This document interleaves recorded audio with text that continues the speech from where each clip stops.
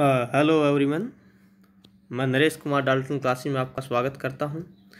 Competitive exam के लिए science के कुछ टॉपिक हम कर रहे हैं, उसी में आगे बढ़ते हैं। देखिए कुछ इंपॉर्टेंट क्वेश्चन जो हर बार कॉम्पिटिटिव एग्ज़ाम, सभी प्रकार के कॉम्पिटिटिव एग्ज़ाम जिनमें साइंस पूछी जाती है, 10th से लेकर 12th तक का जो भी लेवल है वो हम सारा कवर करेंगे। क्वेश्चन नंबर फर्स्ट, वह प्रक्रिया जिसमें एक भारी नाभिक टूटकर दो या दो से अधिक नाभिक में बदलता है। एक छोटा नाभिक टूट जाता है, दो या दो से अधिक नाभिक में बदल जाता है और काफ़ी ज़्यादा मात्रा में ऊष्मा भी प्रदान करते हैं, उस प्रक्रिया बोलते हैं नाभिकीय विखंडन।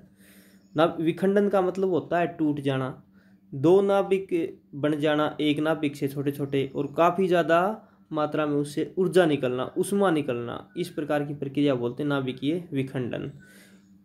उसके बाद सेकंड क्वेश्चन है, विटामिन ए सबसे अधिक मात्रा में पाया जाता है गाजर में। विटामिन ए की कमी से कौन सा रोग होता है? रतौंधी, ठीक है ना, याद रखना, रतौंधी रोग होता है। ये आँखों के लिए फ़ायदेमंद होता है। विटामिन ए जो है ये सबसे ज़्यादा गाजर में पाया जाता है। इसकी कमी से रतौंधी रोग होता है, हमें रात को दिखाई देना बिल्कुल बंद हो जाता है, नाइट ब्लाइंडनेस, ठीक है, ये इसके सिम्टम्स हैं। पेट्रोलियम कहाँ पाया जाता है? पेट्रोलियम अवसादी चट्टानों में। पेट्रोलियम बनता कैसे है? पेट्रोलियम बनता है समुद्री जीवों से। किससे बनता है? समुद्री जीवों से। समुद्र के अंदर रहने वाले जो जीव हैं उनसे पेट्रोलियम बनता है। वो जीव जब मर जाएंगे तो पहले तो पानी के ऊपर तैरेंगे, फिर वो नीचे नीचे तलछट के अंदर जमा हो जाएंगे, नीचे तली में जमा हो जाएंगे, और in the absence of air, हवा की अनुपस्थिति में, ऑक्सीजन की अनुपस्थिति में, उच्च दाब तथा उच्च ताप पर ये जो समुद्री जीव हैं, समुद्री जीव किस में बदल जाएंगे? पेट्रोलियम में बदल जाएंगे। और जो उन समुद्रों के आसपास जो चट्टानें होती हैं ना, उन्हें बोलते हैं अवसादी चट्टानें। जो उनके किनारों के आसपास, वहीं से हमें क्या मिलता है? पेट्रोलियम प्राप्त होता है, यानी पेट्रोलियम समुद्री जीवों से प्राप्त होता है। ऊपर वाले क्वेश्चन में विटामिन ए पढ़ा हमने, विटामिन ए से रतौंधी होता है, तो विटामिन बी से भी याद रख लो, विटामिन बी से बेरी बेरी होता है, नाम से ही प्रतीत हो रहा है, बेरी बेरी रोग, ठीक है। सी से क्या होता है? स्कर्वी, सी से क्या होता है? स्कर्वी। डी से क्या होता है? रिकेट्स, डी से क्या होता है? रिकेट्स, ये याद रख लेने हैं आपको। नाभिकीय संलयन को ताप नाभिकीय विक्रिया भी कहते हैं। अभी ऊपर हमने पढ़ा था नाभिकीय विखंडन, नाभिकीय विखंडन, विखंडन मतलब टूटना। संलयन इससे उल्टा होता है। इसमें क्या होता है? दो नाभिक जुड़कर एक बड़ा नाभिक बनाते हैं, और इस अभिक्रिया को करवाने के लिए काफ़ी ज़्यादा ताप देना पड़ता है। इन दोनों नाभिकों को काफ़ी ज़्यादा हीट देंगे ना, ताप देंगे, तभी ये दोनों आपस में जुड़ेंगे, तभी ये आपस में जुड़ेंगे। इसलिए इसको क्या बोलते हैं? ताप नाभिकीय अभिक्रिया भी कहते हैं। संलयन के लिए अत्यधिक उच्च तापमान की स्थितियों की आवश्यकता होती है, और इस प्रक्रिया में, संलयन की इस प्रक्रिया में जो हमें संलयन की इस प्रक्रिया में जो हमें ऊष्मा मिलती है वो अनकंट्रोल्ड होती है। जो ताप मिलता है ना, जो ऊर्जा मिलती है, वो अनकंट्रोल्ड, उसे नियंत्रित नहीं किया जा सकता है। ये जो अभिक्रिया होती है ना, सूर्य के अंदर होती है, क्योंकि सूर्य, सन का जो तापमान है, टेम्परेचर है, वो काफ़ी ज़्यादा हाई है। तो वहाँ पर जो दो न्यूक्लियस, दो नाभिक जुड़कर एक नया नाभिक बनता है, और इससे और ज़्यादा मात्रा में अत्यधिक अनकंट्रोल्ड हीट, जो अनियंत्रित ऊष्मा प्राप्त होती है, सूर्य के अंदर ये प्रक्रिया चलती है। यहाँ पर हम इसको कंट्रोल नहीं कर सकते। ये जो अभिक्रिया हमने ऊपर पढ़ी थी, नाभिकीय विखंडन, इसको हम कंट्रोल कर सकते हैं। न्यूक्लियर जो रिएक्टर होते हैं ना, न्यूक्लियर रिएक्टर जिसमें हम इलेक्ट्रिसिटी पैदा करते हैं, इससे हीट मिलती है, हीट से वाटर को गर्म करते हैं, और वाटर भाप में बदल जाएगा। भाप से टरबाइन घूमेगी और बिजली प्राप्त होगी, विद्युत प्राप्त होगी, वो नाभिकीय विखंडन प्रक्रिया द्वारा प्राप्त करते हैं। नाभिकीय संलयन से इतनी ज़्यादा ऊर्जा मिलती है कि उसको कंट्रोल नहीं कर पाते हैं, ठीक है। श्वेत रक्त कण, हमारा जो शरीर है उसके अंदर WBC, ब्लड के अंदर होती हैं, रक्त के अंदर होती हैं, WBC वाइट ब्लड सेल, श्वेत रक्त कणिकाएं भी बोलते हैं इनको, और इनका एक और नाम है ल्यूकोसाइट्स। और इसका मुख्य कार्य क्या है?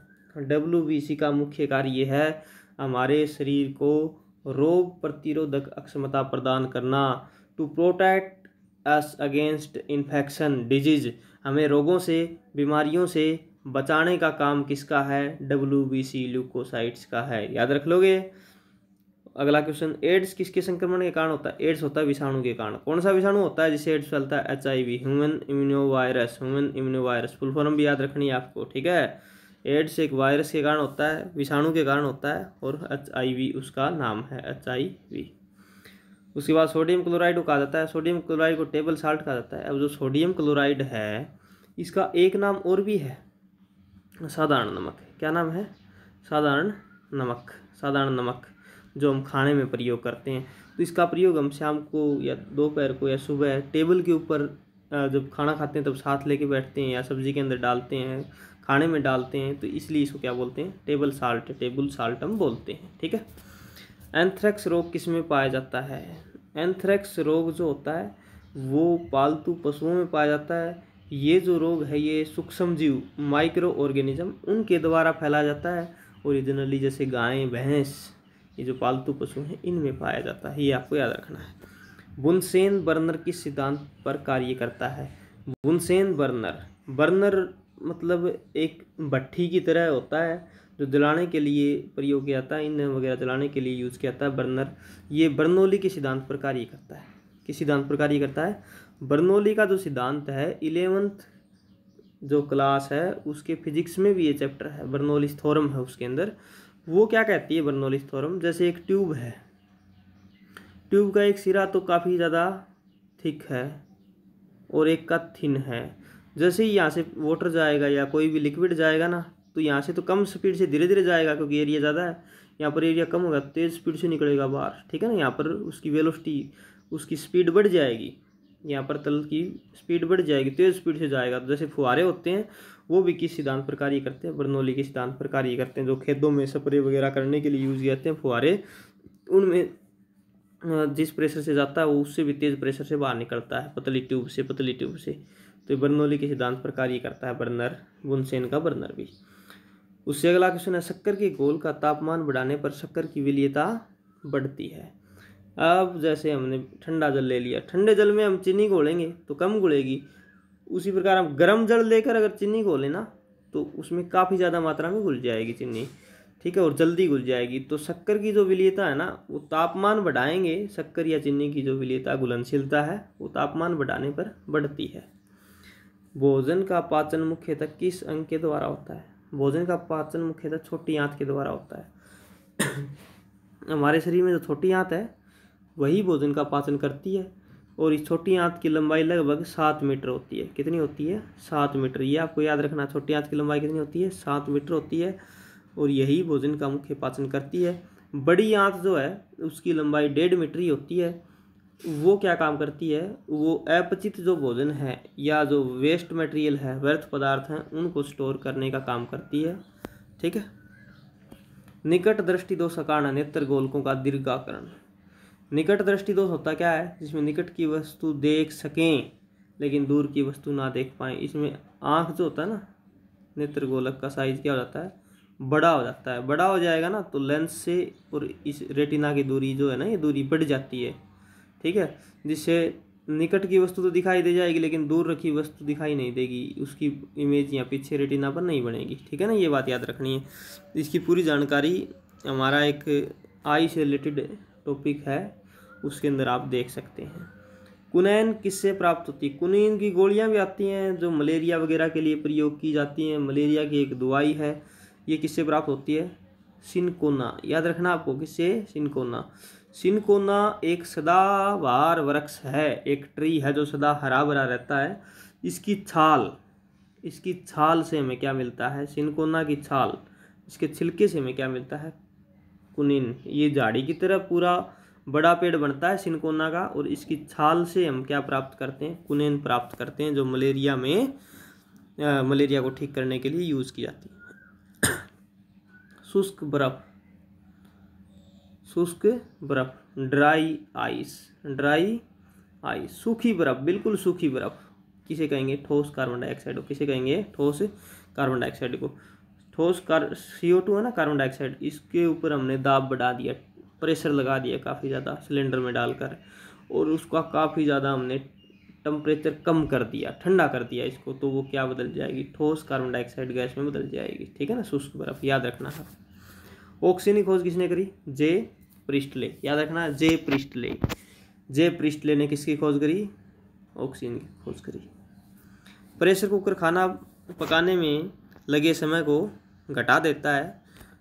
प्रेशर कुकर खाना बनाने में समय को घटाएगा क्यों? क्योंकि जो बॉइलिंग पॉइंट है बॉइलिंग पॉइंट, क्वथनांक वो बढ़ जाता है। जो भोजन है जो प्रेशर कुकर के अंदर रखा हुआ उसका बॉइलिंग पॉइंट, उबलने वाला जो पॉइंट है क्वथनांक है वो उसका बढ़ जाएगा, इसलिए समय कम लगेगा उसके बनने में, पकने में। दूरबीन का प्रयोग, दूरबीन दूर की चीज़ों को देखने के लिए, दूर स्थित वस्तुओं को देखने के लिए इसका प्रयोग करते हैं। न्यूमिस्मेटिक क्या है? न्यूमिस्मेटिक सिक्कों और धातुओं का अध्ययन को क्या बोलते हैं? न्यूमिस्मेटिक बोलते हैं। ठीक है, जो पुराने समय से धातुओं की खोज कब हुई, कौन सा सिक्का कब किस प्रकार प्रचलित हुआ, ये जो बातें हैं सारी की सारी हम न्यूमिस्मेटिक जो टॉपिक है हिस्ट्री का उसके अंदर पढ़ते हैं। कौन सा पदार्थ पीने के पानी को शुद्ध करने के लिए बड़े पैमाने पर प्रयुक्त होता है? Chlorine.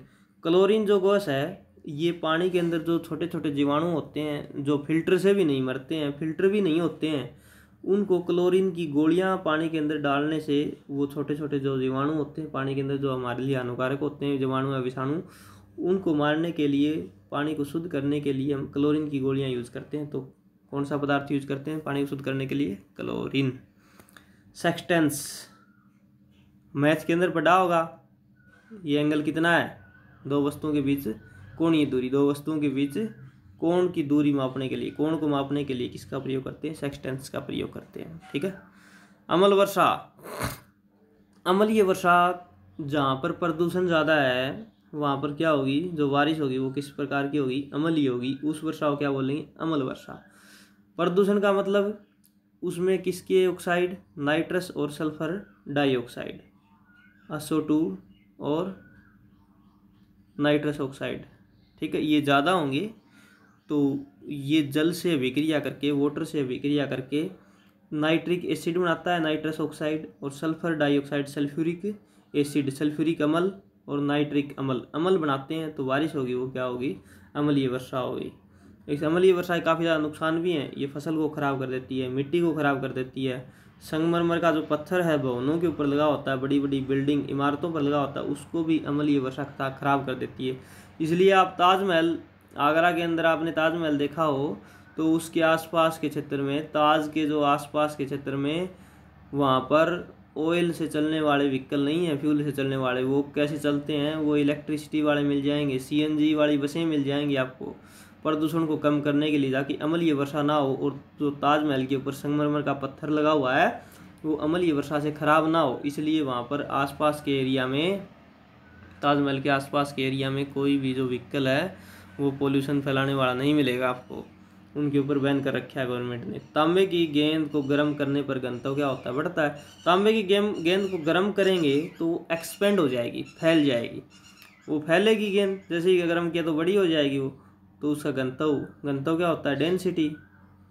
Density mass by volume उसकी बढ़ जाएगी, वॉल्यूम बढ़ेगी तो डेंसिटी क्या होती है? कम होती है। घनत्व क्या होता है? कम होता है।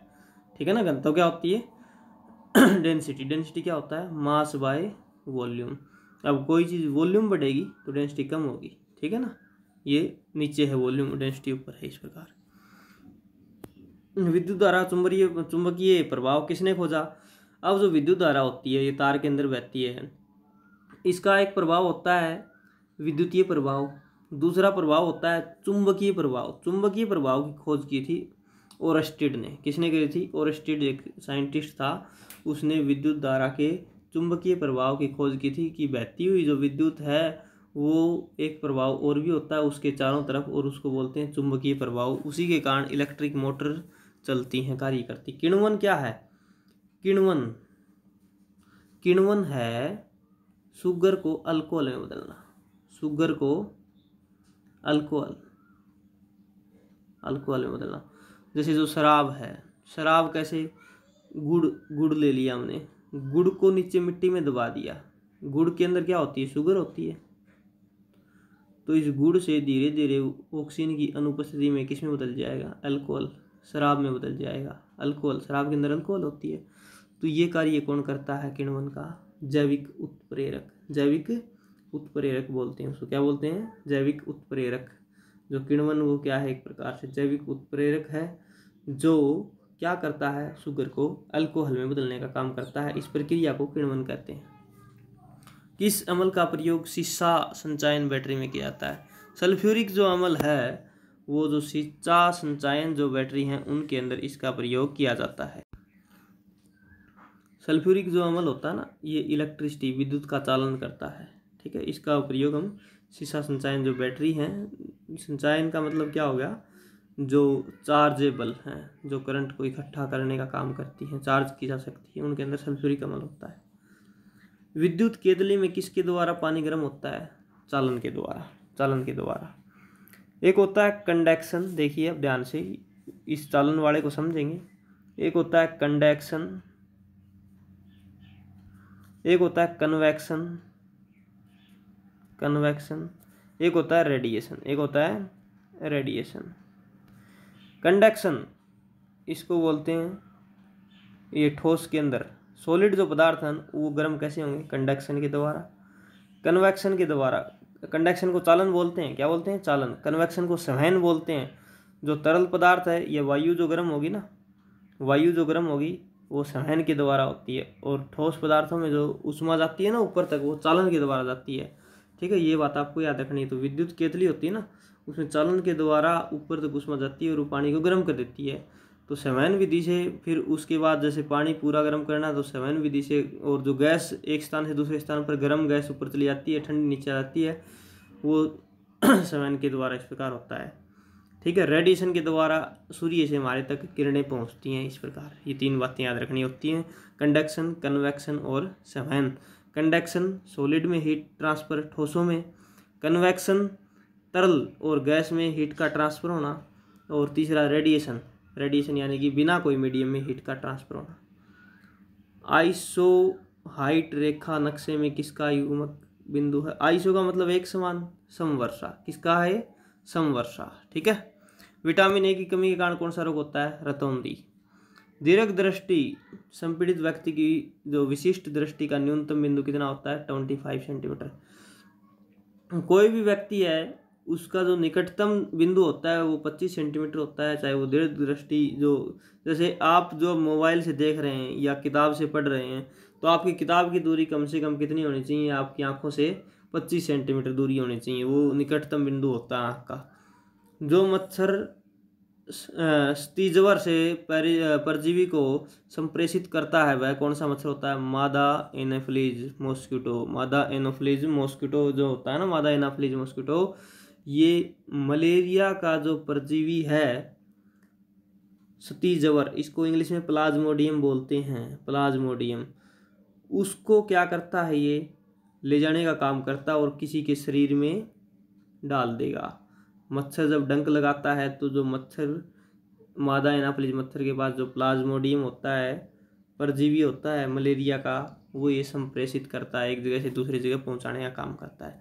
चर्बी को हजम करने में जो पिंड द्रव सहायता है वो कहाँ से स्रावित होता है? जिगर से। ये याद रखना है, जो चर्बी को हजम करने से जो पिंड द्रव स्रावित होता है ना, वो कौन स्रावित करता है? जिगर, हमारा जिगर।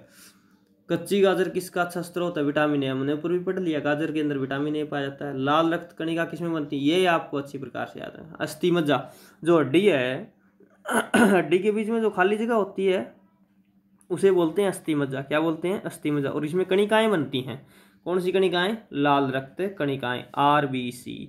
आरबीसी कहाँ बनती हैं? अस्थि मज्जा में, रेड ब्लड सेल, लाल रक्त कण, ठीक है ना। अस्थि मज्जा में, हड्डी के बीच में जो खाली जगह होती है जहाँ पर द्रव्य भरा होता है, तरल पदार्थ भरे होते हैं, वहाँ पर लाल रक्त कणिकाएं बनती हैं। अल्ट्रासोनिक तरंग का मात्रक क्या? हर्ट्ज। HZ के द्वारा लिखते हैं हर्ट्ज को, ठीक है ना। अल्ट्रासोनिक तरंग, अल्ट्रासोनिक साउंड, या फिर अल्ट्रासाउंड करवाते हैं हॉस्पिटल में, उसमें भी तरंग छोड़ी जाती हैं, और वो तरंग भी क्या होती हैं? HZ में ही मापी जाती हैं, उसका मात्रक होता है, ठीक है ना। बालकों में अंधता का मुख्य कारण, अंधापन, आंखों से दिखाई नहीं देना, विटामिन ए की कमी से, विटामिन ए की कमी से रतौंधी रोग होता है, ये याद रखना। कार्बोरेटर क्या होता है पेट्रोल इंजन में? अब कार्बोरेटर जो है वो होता क्या है? गाड़ियों के अंदर कार्बोरेटर होता है, इसका मुख्य काम क्या है? इसका मुख्य काम क्या है?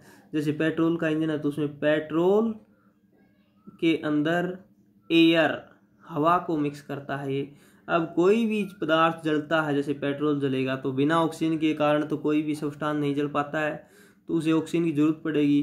तो ये ऑक्सीजन यानी कि हवा को तेल के अंदर मिलाने का काम कौन करता है? कार्बोरेटर। हवा को तेल के अंदर मिलाने का काम कार्बोरेटर का है। वाष्पन की दर किस पर निर्भर नहीं करती है? द्रव के द्रव्यमान पर। जो मास होता है ना द्रव्यमान, उसके ऊपर निर्भर नहीं करती। निर्भर किस पर करती है? वाष्पन होता है जैसे जल का भाप में बदलना, वाष्पित होना क्या कहलाता है? वाष्पन। तापमान के ऊपर निर्भर करेगी। तापमान ज़्यादा होगा तो वाष्पन बढ़ जाएगा, जल्दी उड़ जाएगा पानी। एरिया के ऊपर, एक छोटे बर्तन में पानी डला हुआ, एक बड़े बर्तन में पानी डला हुआ, बड़े बर्तन वाला जल्दी उड़ जाएगा। तो एरिया ज़्यादा होगा तो भी वाष्पन क्या होता है? ज़्यादा होता है। लेकिन ये द्रव के ऊपर, द्रव्यमान के ऊपर निर्भर नहीं करता है। ज्वार सबसे ऊंचा कब होता है? ज्वार भाटा। ज्वार भाटे होते क्या है? जब समुद्र या जो जल के स्रोत हैं उनसे जल ऊपर उठता है, नेचुरल प्रोसेस, प्राकृतिक घटनाओं के कारण। जब सूर्य और चंद्रमा जो है ना पृथ्वी के निकट आते हैं या फिर जो रिवॉल्व करते हैं चारों तरफ, तो एक कंडीशन ऐसी आती है कि जब 2 बार दिन में जल ऊपर जाता है और नीचे आता है, तो वो कब होता है? ज्वार कब ऊंचा होता है? जब सूर्य और चंद्रमा पृथ्वी की एक ही ओर होते हैं, तब ऐसा होता है सबसे ऊंचा। यानी कि जब सूर्य भी और चंद्रमा भी दोनों ही जल को ऊपर की तरफ खींचेंगे गुरुत्वाकर्षण बल के कारण, तो जल सबसे ऊपर जाएगा।